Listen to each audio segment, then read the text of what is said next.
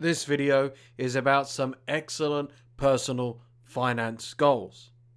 There are 6 especially important personal finance goals almost everyone should have. To find out what those goals are, please stay tuned to this video.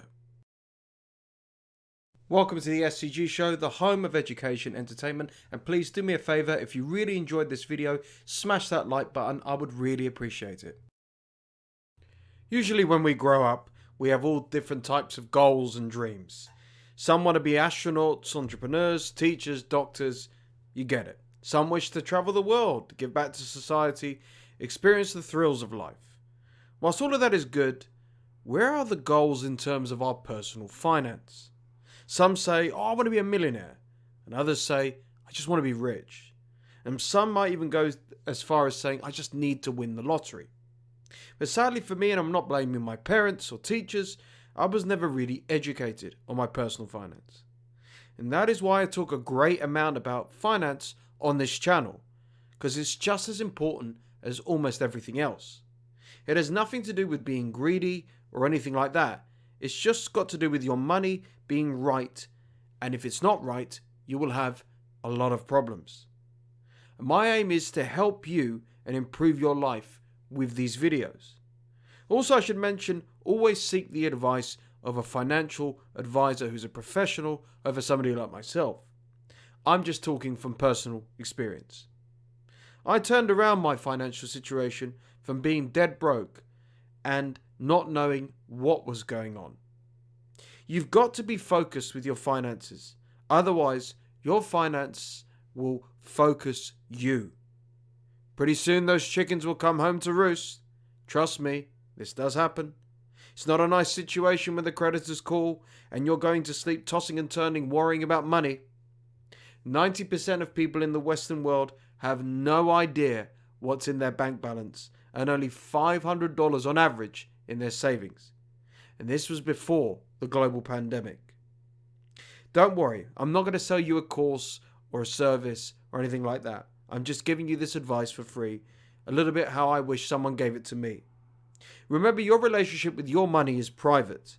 It's you and your money. But let's make your money work for you and not the other way around.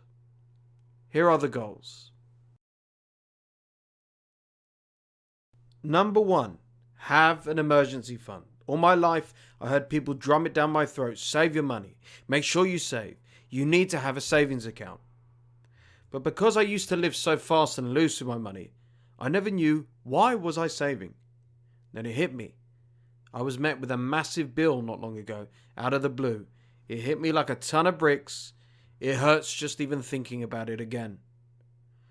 And that is why I needed to save, in case of an emergency.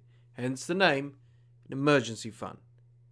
This money, no matter how large it gets, realistically should never be dipped into, no matter how tempting it may assume.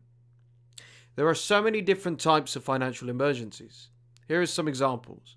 You suddenly lose your job, a death of a loved one, and therefore they freeze accounts and there's funeral costs, emergency repairs, loss of income suddenly, money has been stolen out of your account and you need to survive, bank foreclosures, costs of living it just increases over time, having children. Always have an emergency fund by calculating your monthly expenses and trebling them.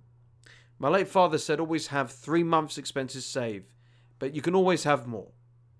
Some people even say having 12 months worth of expenses saved for the just in case moments that will inevitably occur. This is part of life. Always have an emergency fund.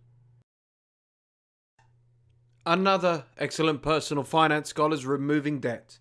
When you're debt-free, you can finally live carefree. These are the words of a woman I know who lived her life on credit card debt.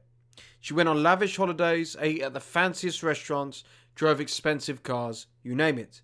She lived paycheck to paycheck most of her life. She's a spinster who's never married, and she lived her life like Kim Kardashian.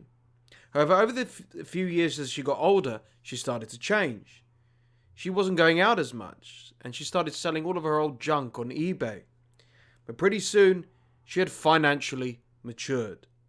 and was doing so to pay off enormous interest and credit card debts, payday loans, money that people have bailed her out with over the years. And I'm pleased to say, as of 1 year ago, she has now been entirely, completely debt-free for the first time in her life. Her debt was actually mainly for unnecessary things, not a mortgage or anything like that. Just the stuff that gave her immediate satisfaction that is very superficial. A great personal finance goal is to pay off all your debt and try pay it off as soon as you can, so you can have that night's sleep where you do not need to worry about the creditors calling. Are you enjoying this video? If you are, please hit the like button. I would really appreciate it. Next up, own your own home. Do you have a mortgage on your property? What would happen if you just stopped paying your mortgage bills every month? Well, obviously the bank would seize your property. I know this is obvious, but you need to get it into your head that you don't own your home as long as there's a mortgage. No matter how big or small, you are dictated to by your lender, the bank, all day long. Therefore, what a great finance goal it would be to finally own your own home. A man I know said to me, "My biggest dream is to own my house. The moment I do, I will be so happy." His desire is to work to pay off his mortgage, and the great news is he's only a few years away from doing this, and he is in his early 40s with a young family. Ignore the narrative that you own your own home despite having a massive mortgage over your head, huge payments, and so on, and you've got to work to your 70 to pay it off. Become the king or queen of your castle, so to speak, and make the ownership, the outright ownership of your own home, your house, your next personal finance goal. Next up, and this is a good one, plan for fun. Saving and having personal finance goals does not need to be dull, boring, so professional, so long-term, patient. It doesn't. In fact, you can work and plan to have more fun experiences in the future that might cost a bit of money, and you can budget towards them. A man I know was once a builder. He absolutely hated his job, and he had it bad. He had no education. He couldn't even read. He had no contacts, nothing. But his dream and desire was to travel the world and experience the finer things in life. But he had no idea how he was going to do it. But then he worked out what he needed to do to fulfill his dream. Firstly, he knew he had to save enough money for an emergency fund, which he did for all of his essential expenses. Then he started a business and set out targets on how he was going to grow this business to 6 figures, which he did over the course of 3 years. Then he started investing in long-term stocks and got in early before those prices increased, and he was patient, and he's invested in dividend stocks as well. And then eventually he paid off his mortgage and owned his house outright, another financial goal we've just discussed. This former builder retired at 45 and has been retired for 20 years. He spends his life having his money work for him. He sold his business, paid off any other debt he had, and still has stocks and real estate making him money. He had planned for this fun life that he now lives, traveling the world for years.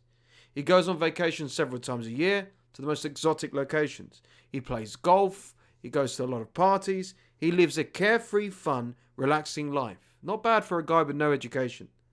All because he made some financial goals early on and he stuck to them.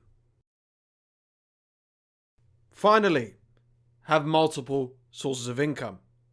Ever wondered how the rich keep on getting richer? Or perhaps how they actually got rich in the first place? There's many reasons. But one is they've created multiple sources of income for themselves. They never just put all their eggs in one basket, so to speak, which is foolish. A man I know did this. He bought a restaurant and was doing very well. However, all his friends around the same age were getting into real estate and stocks when it was a lot cheaper. He said to them, "Nah, too risky. I'm happy with my one restaurant. That's all I need. I'm making money. Even when he was offered the chance to expand and franchise, he still said no. He said the same thing. I'm happy with my one restaurant. Over the years, all of his friends became multi-millionaires because they bought property when it was cheaper, they got the right stocks and tips, and they bought enormous and built up enormous financial portfolios. But the one guy with the one restaurant, although successful, had loads of problems. He never owned the building, so he was always renting, and then he was not as busy as he was years before. And when he retired, he had to live off the cash he amounted, which he ran out because he never had any investments. It was all the money that was just sitting in the bank that he saved over the years that didn't appreciate, and he had no income at all, especially when his business was gone. Having multiple sources of income is an amazing financial goal. It could be stocks, real estate, a side hustle, a business, a YouTube channel, or all of them at the same time. Don't put all your eggs in one basket. Never assume that because it's working now, it's going to continue to work in the future. Have a backup plan, save, be patient, and invest for your financial freedom. Not tomorrow, not in 10 years' time, today. Thanks for watching.